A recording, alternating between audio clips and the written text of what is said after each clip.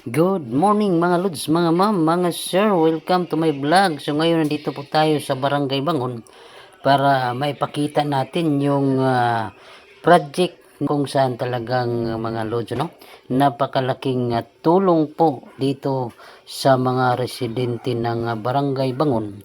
Itong pinagmamalaking biwok or seawall na talagang napakahaba na kung saan hindi na po problema yung ating mga fisherman sa pagdaong gawa ng talagang malaking space.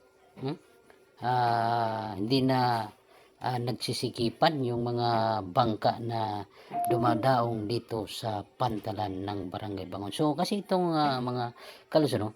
Itong river, napakalakas karit nito.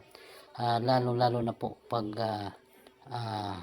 high tide o low tide, talagang nung una talagang napakahirap po dumaong dito.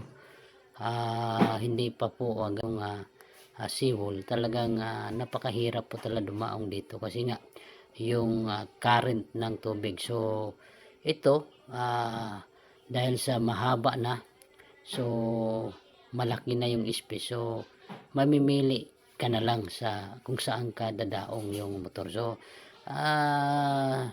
napaka-importante na project yung ginawa nila dito sa Barangay Bangon. So ito papakita lang natin, ano. So mayroon itong mga 100 meter mula dito sa kanto papuntang kanto. Talagang malapad at talagang standard yung pagkagawa. Mayroon pang mga nagsisilbing light. Pwede rin ditong mag night swimming kasi maliwanag po talaga. So masasabi natin talagang isang malaking tulong po ito sa Barangay Bangon. So guys, so para po doon sa mga hindi pa nakauwi, residente po ng Barangay Bangon na nandyan po sa iba't ibang panig ng mundo o iba't ibang bansa, no? O kahit dyan sa Manila na hindi pa nakauwi. So ito po yung update ng Barangay Bangon, yung development na kung saan talagang napakaganda na po talaga yung Barangay Bangon. Para ma-update po kayo, no, mga loads, mga guys. So ito papakita ko yung arko ng Barangay Bangon. Interbilat natin guys ito na si Mamoy Ngalando, no, usaya dito na residente gahapon dito. Barangay Bangon may unong itong project nga seawall para ito natin mga kabugtuhan para itong update.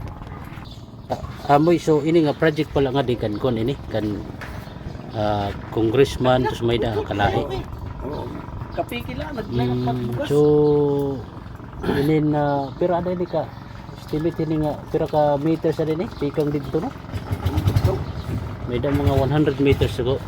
Ano ba, no? 100 meters ini? Tikang din. Tigang dito nga dito tumoy. Ini nga din? Oo.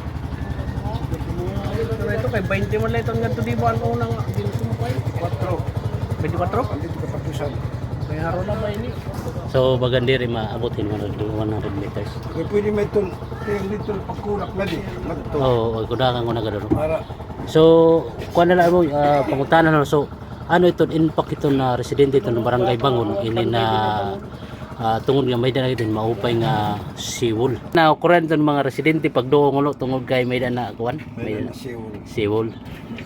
So, pasalamat kita ngadto na mga ini na nagpundo